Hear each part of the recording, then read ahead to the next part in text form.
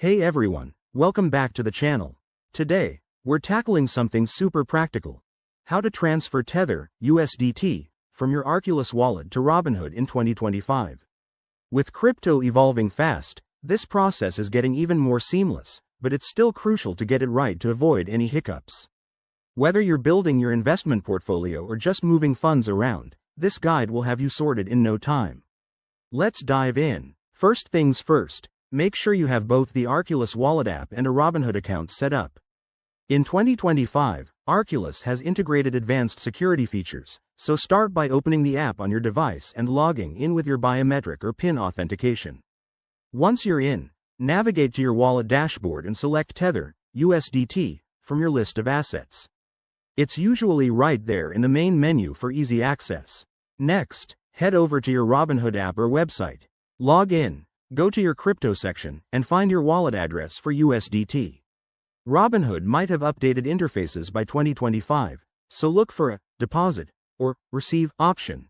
Copy that address carefully, as it's your key to a successful transfer. Pro tip: double-check that you're using the correct network, like Ethereum or Tron for USDT, to prevent any errors. Now, back in Arculus, hit the Send or Transfer button for your USDT. Enter the amount you want to send, paste the Robinhood wallet address, and review the transaction details. You'll see estimated fees and processing time. Network fees might be lower in 2025 thanks to blockchain improvements, but always confirm before proceeding.